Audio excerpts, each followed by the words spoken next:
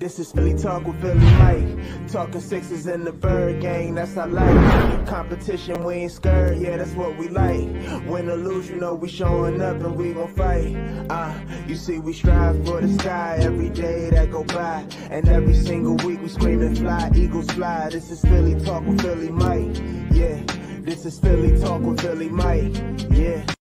What is going on, everybody? I go by Philly Mike, host of the Philly Talk podcast, and today we are back again. We came with this same podcast with Spadero a little bit earlier than I wanted to. It was like 2 weeks before the NFL draft, and Spadero pretty much told us to relax. That's you right. will feel really good after, and a lot of us were uneasy with free agency, not getting this, that, and the third. But I think the free agency after and the draft made us all feel good. How you doing today, Dave? I'm good, Mike. And you know that it just takes a long time to build a roster, and the Eagles aren't done yet. But it has the picture is a whole lot different than it was before the draft, isn't it?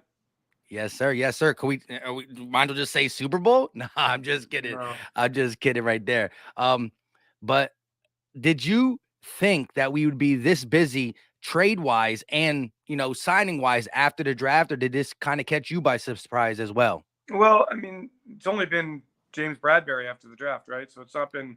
It's the impact of the player. I get it, but I mean, the last year the Eagles signed Steven Nelson after the draft. In the Super Bowl year, they traded for Jay Ajayi, and it's Mid-season, just, yeah. There's just always, and they're still got their eyes open.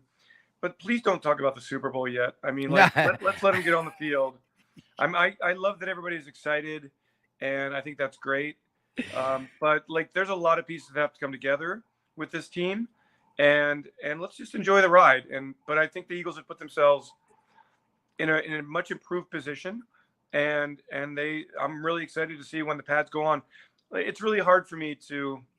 I'm just joking. To look ahead. I know.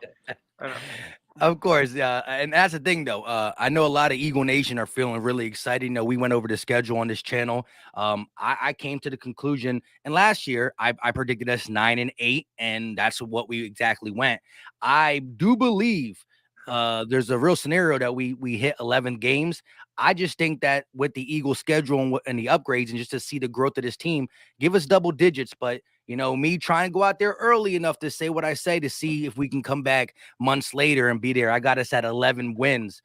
Eagle Nation, some of them are talking 12, 13. And again, this is the part of the season where, as a fan, let it all out, right? Yeah, because you're going to realize sooner.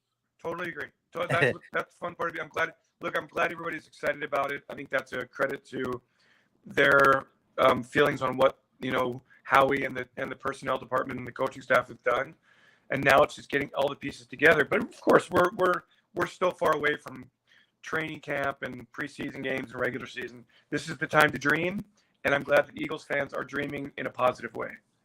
Yes. Definitely been passing around the Howie Roseman apology form, so to speak. Again, on here, we like to go both ways. I try to keep it as fair as possible to give credit to and also criticism, because these are all regular people, and they everybody makes mistakes in any profession that you're in. But I think it was just a great turnaround. When you look at the 4-win season we were a couple seasons ago, to make the playoffs in year one of the retool, and then go ahead and get this much firepower. And again, by no means are we saying that this is automatically, guys got to gel, things got to occur.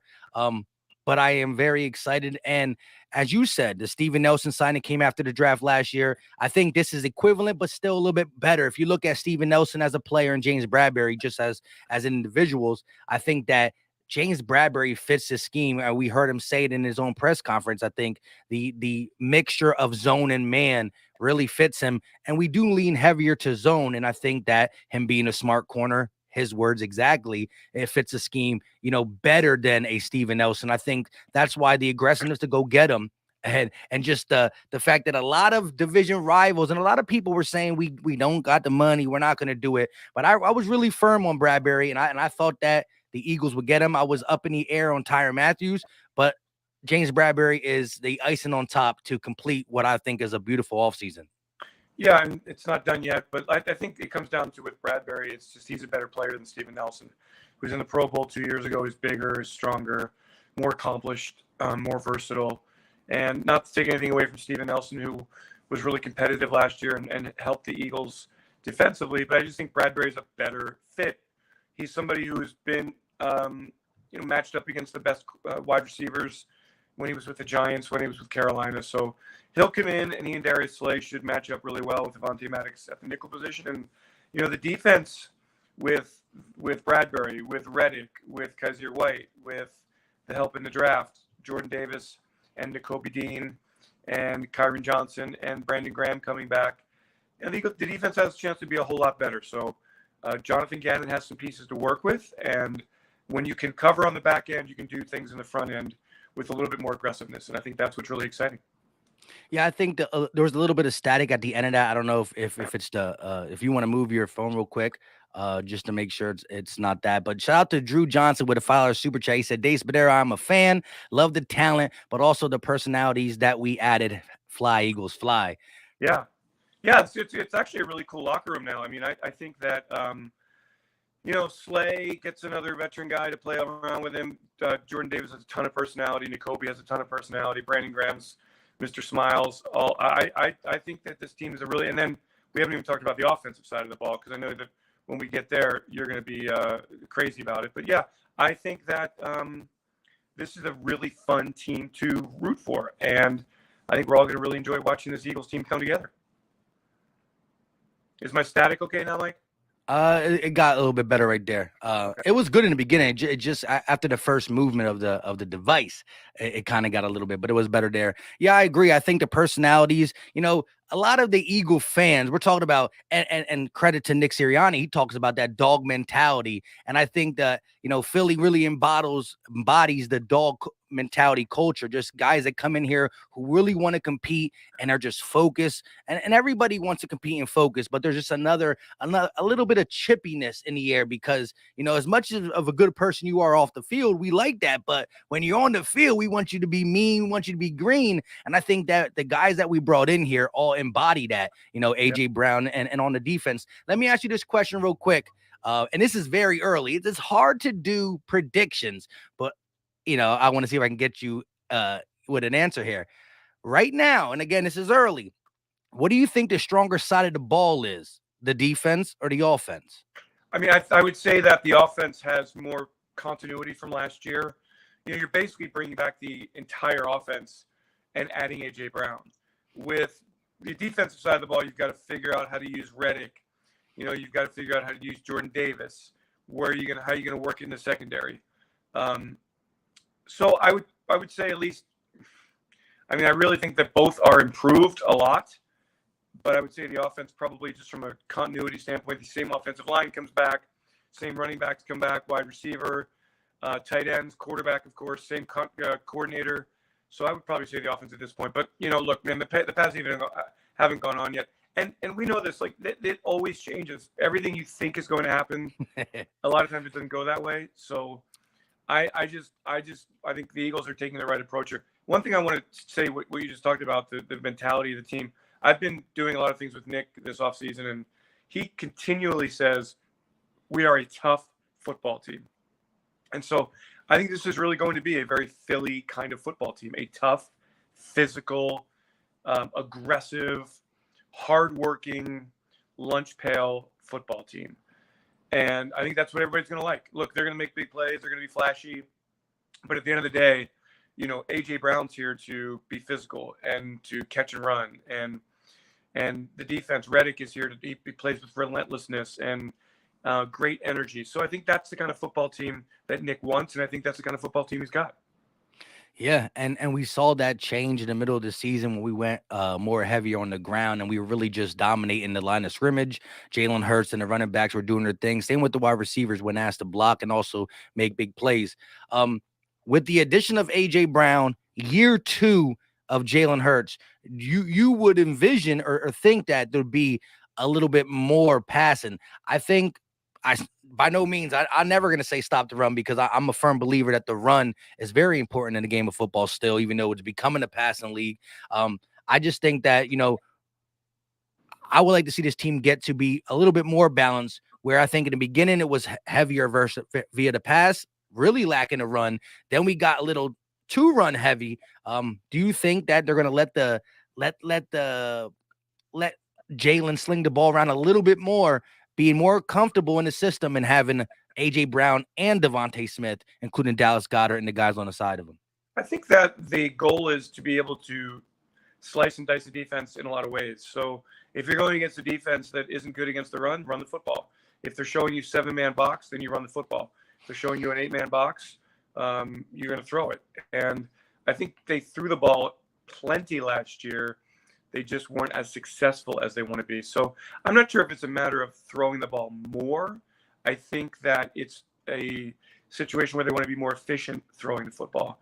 And so getting A.J. Brown, who's a legit number one receiver with DeVonta, and teaming those two up gives Jalen Hurts another great option to throw the football. I think the play action game can be devastating. If you can establish the run game early and then go to play action, that's going to be really tough to beat.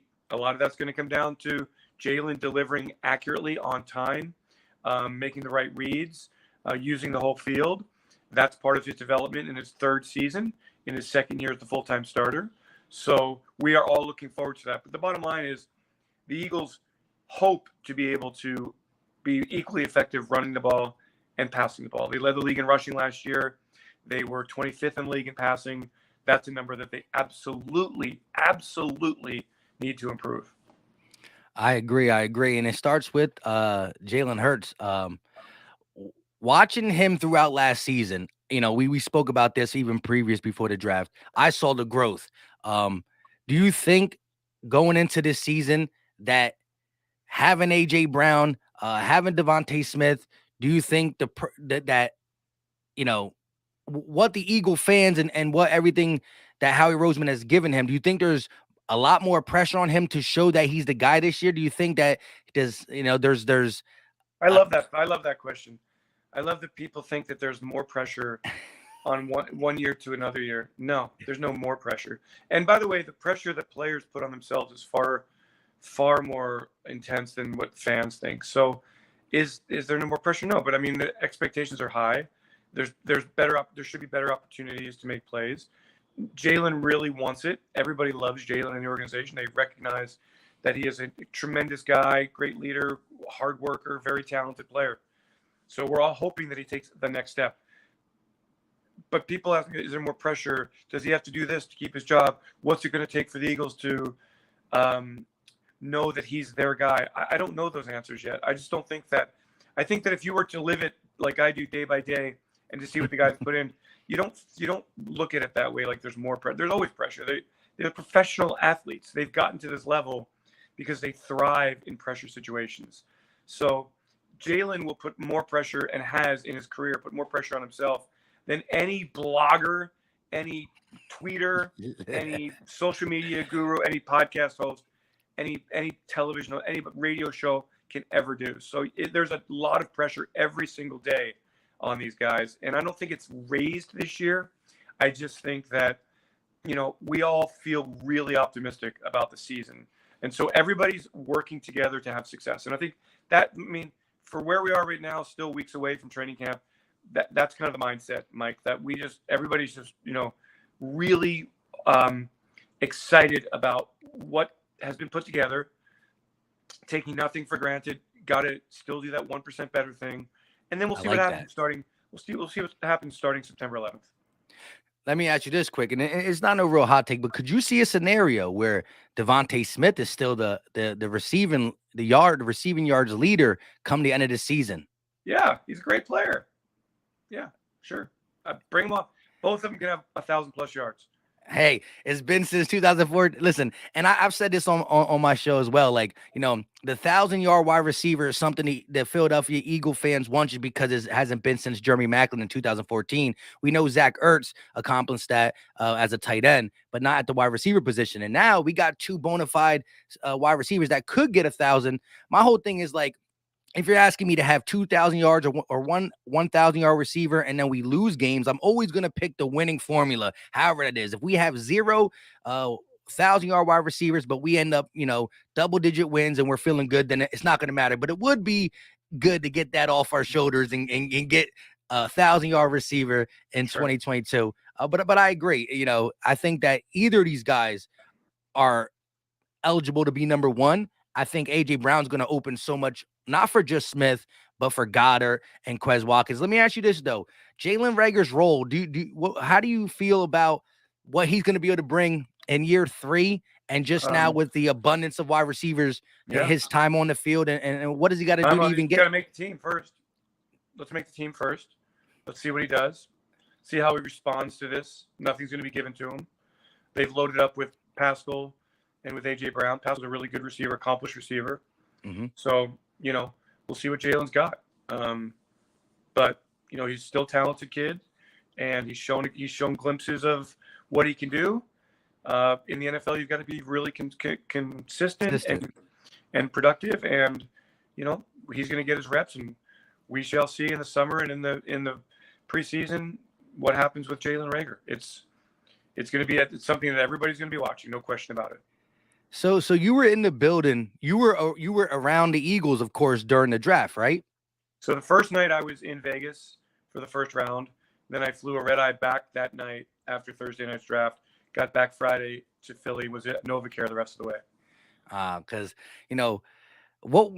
give me the mindset of the Philadelphia Eagles, if you can explain it to us, when pick 83 was coming around, 81, 82, and the Kobe Dean is still on the board. What was just the energy around the NovaCare complex? I heard Howie say on some show or radio that he had no one else in mind but Kobe Dean around that time. Yeah, they were good. I was in the room for 51, so they were really battling. Was either going to be Juergens or Dean. They went with Juergens, and just pick by pick, Dean stayed on the board. Now look, he stayed on the board for a reason. Teams were obviously, not as high on him for whatever reason, the injuries or the way he played or the way they, project him physically moving forward. He's not the biggest guy in the world. So Eagles were very eager to get him, thrilled to get him.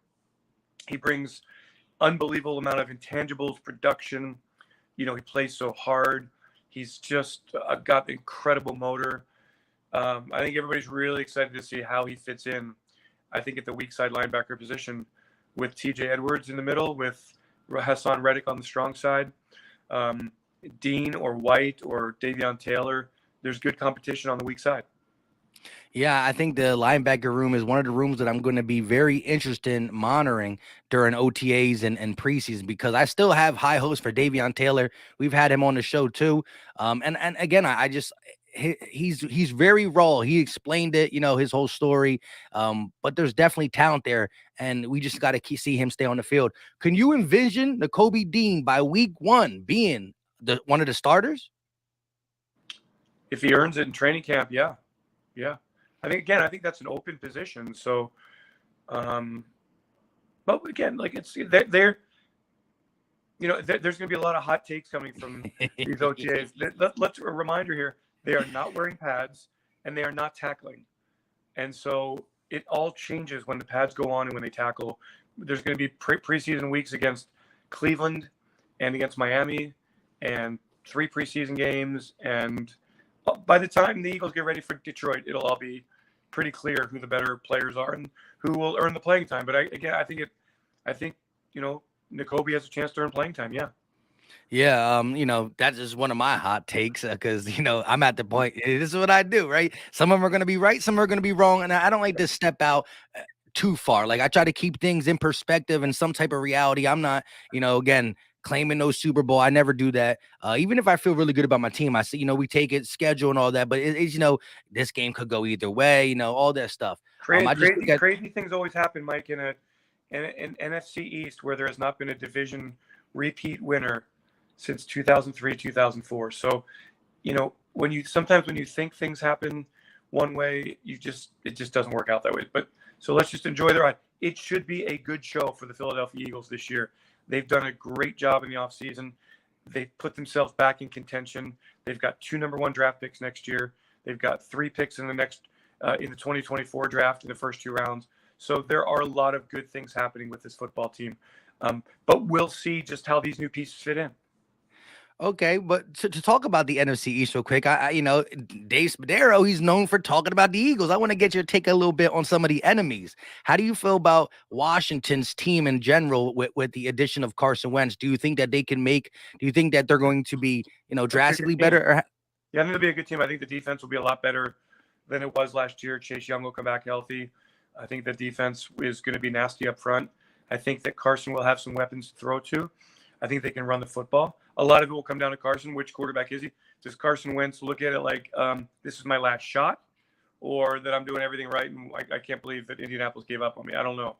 But if Carson Wentz plays his best football, Washington will be a really good team.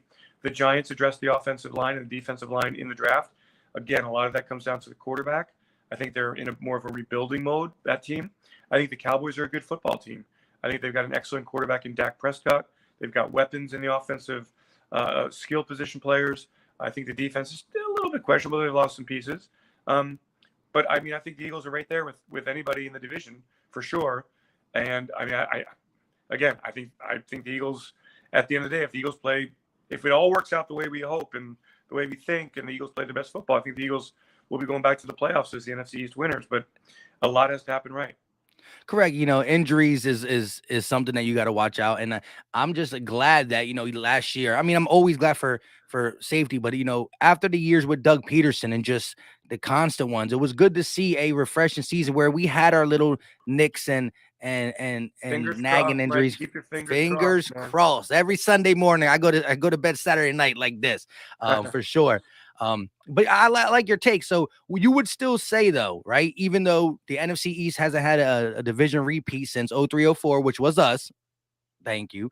You think the Cowboys are still the Eagles' biggest competition, or you think Washington is kind of, we shouldn't be leaving Washington out either? Or do you I think Dallas is the best competition, but I think Washington is one of those teams that really don't sleep on them, because that everybody's kind of forgetting how dominating that defense was 2 years ago. Before the injuries. I think if you get Chase Young back and all those first-round picks along the offensive line, along the defensive line, you're going to see a much better Washington defense. I thought one of the weird things last year was just how that Washington defense fell apart. I don't believe Ron Rivera will have that happen again for 2 years in a row. So, again, it's a division of quarterbacks, and Washington's quarterback is a question mark. New York's quarterback is a question mark. Dallas has the most established quarterback in the division. So by that rationale, I'll tell you that Dallas is the best team to compete with the Eagles for the division title. Yeah, that's pretty much my take too. I'm not really discounting Washington because although, Carson Wentz is the, which one you're going to get, I still think he had a decent season in Indianapolis. And I think if you look at Carson Wentz's career, this is probably the best skill positions he has, because the last year in Philly, we gave him the Jalen Raggers, and then, all the injuries, we end up having, Greg Ward, Rob Davis, Devontae Burnett, or I can't even remember his name, guys like that. Deontay Burnett, yeah. So he got some skill players over there with Terry McLaurin. They drafted a wide receiver too, and they even got Curtis Samuels, who was injured last year. So we'll see how they do. Yeah. Coming back to the Eagles real quick before I get you up out of here. I know you've been it's going on 23 minutes. Shout out to everybody in the chat. Hit that like button. Chris Sims always comes out with a top 40 quarterback list, right? And he's going quarterback. Last year, Jalen Hurts first year starting. So the only tape we really saw was the 4 games down the stretch when Carson Wentz was benched. Chris Sims left them off the list. Like, there's 32 starting quarterbacks. He didn't even put Jalen Hurts in the top 40. Then he came out mid-season, take it with a grain of salt, and said I was wrong. Jalen Hurts is a lot better than what I thought. He still got things he got to work on. This year, he has Jalen Hurts above some guys like the Winstons, the Sam Darnolds, but he has him at 25. To me, honestly, I said 17 on my show yesterday, but anywhere from like 18 to 22, I would think that you could put Jalen Hurts, because there is things he got to show for sure.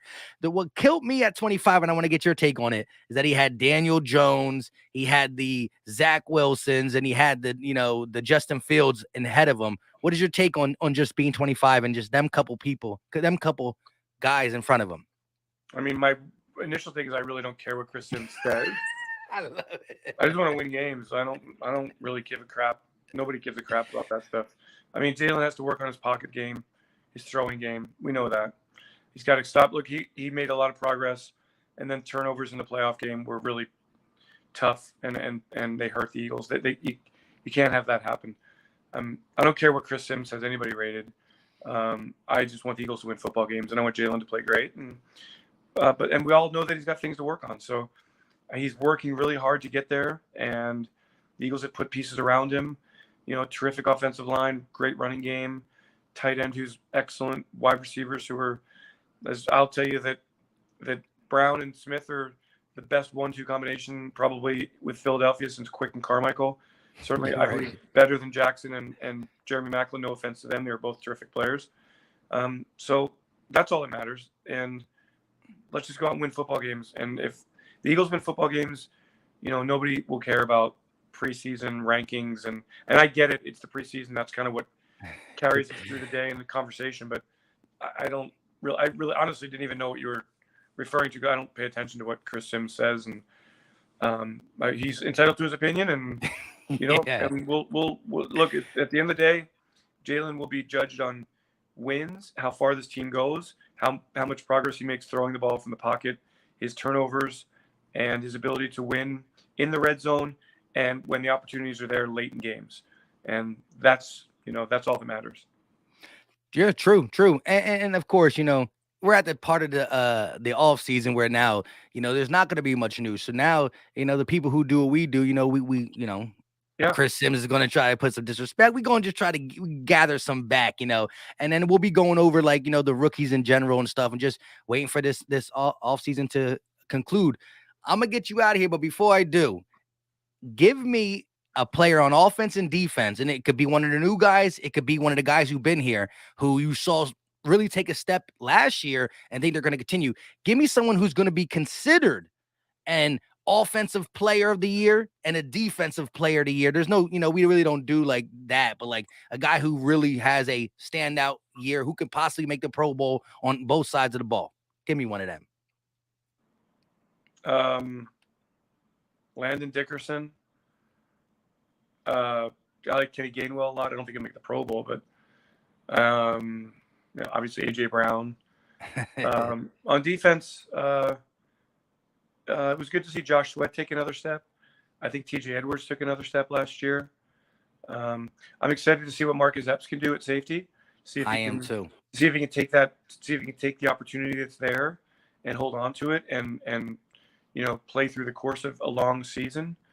So I guess like those are the guys I'd go with. I mean, I you know, obviously Jordan Mailata, for example. Like Mike, what's cool about this right now, the way this thing's going is, a year ago we talked and go, who's kind of your young stars, right? And like now you're looking to go, the Eagles actually have a good number of young stars mixing in with the Jason Kelce's, the Fletcher Coxes, the Lane Johnsons. You know, there's kind of, and Darius Slade, there's kind of youth all the way throughout the roster. So I feel like they've hit the last two drafts really well, and they've positioned themselves really well for the future. And I mean, I'm just excited to see what they can become. And I think there's a lot of candidates that could be that next step. I mean, even like a Quez Watkins, like not a Pro Bowl player, but you know, he averaged 15 yards a catch last year. He had 41 catches. And I think with Smith and Brown and Goddard, and everybody's going to forget about Quez Watkins, but he's got great speed and has made plays down the field. So, and then I'll tell you what how about this guy? How about Jalen Hurts? So everybody can, you know, call up Chris Sims and tell him that he was wrong. Yes. And he knew prior to saying Jalen Hurts at 25, he started his whole sequilatory like, and here this one I got to buckle up for this one. I know I'm gonna get a lot of slack for it. I forgot who was sitting across. That's why he was like, yeah, he wants the clicks, he wants the people talking about it. But yeah, and we didn't even talk about Jordan Davis that much on here. But I believe, like you said, the offensive defense side got the fluctuation of both veterans, and again, Jordan Davis, whether he's, you know, behind Hargrave and Fletch and just rotating in, you know, two great guys to learn from. And I think that, you know, interior is going to be set, and Hargrave's playing for a contract too. He's in the contract year. Fletch looks to be like on his last leg, and we all love him to death. We were happy to get him back for one more year. But I think Jordan Davis and Milton Williams is here. And so there's some other young guys who are, I think the interior of the defensive line can be really good. But I'd really rather, I'd love to talk to you when the pads go on and training camp starts, so I can actually give you some opinion that actually matters, because right now they're just learning. They're trying to learn where to be on every play. They have no idea yet. There's just without the pads, it just isn't fair to give a hot take, in my opinion. Yeah, and chat, tune in, because I don't know if y'all still doing it, but last year when they were out on OTAs, I think it was you and Fran Duffy would always go live for the first 15 minutes or so. For a little bit. Yeah, we're allowed to do just for a little bit to get people. Yeah, Fran Duffy gives a little X and O's, and you get the counter cross topic. Right. You get some good stuff in there, so definitely check out all the Eagles podcasts. The great stuff there. Hey man, Philly Mike, always a pleasure. I appreciate you. Thank you. All right, man. Take care. Be safe, and fly, Eagles, fly. Yes, sir. Peace, peace. Peace.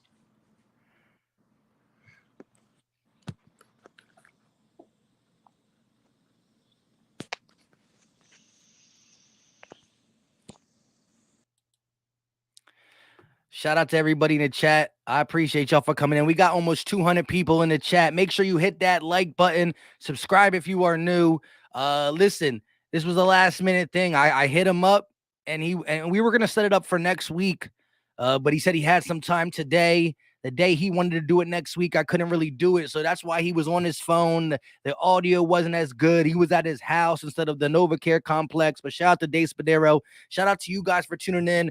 Listen, hit that like button, hit the subscribe button, turn post notifications on so you could be here like the other ones who were rocking. We did a 30, he was here for the first 29 to 30 minutes.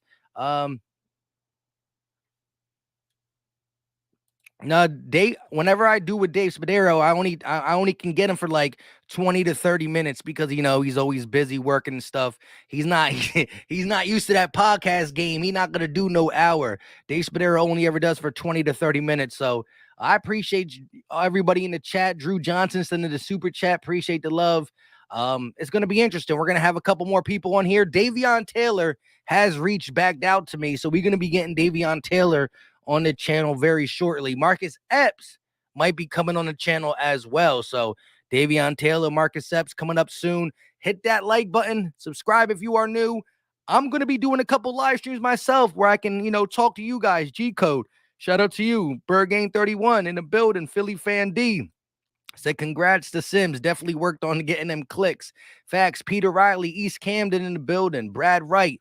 We're going to be doing some live streams where, again, I'm focused on what you're saying. And because, as much as I read your comments on my videos and I love it, I really want to get y'all opinions on what really went down. And I haven't been going live as much. I either go live with a guest or I drop a video, but I want to start going live like this, or I'll do it on OBS so it's easier. But shout out real quick to my guy, I'm Awake Are You, with the $20 donation. Appreciate the love. Appreciate the support. Love that white Eagles helmet.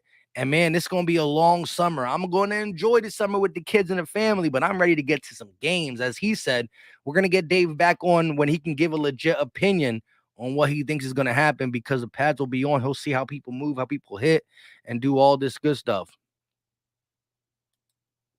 No Drew Brees.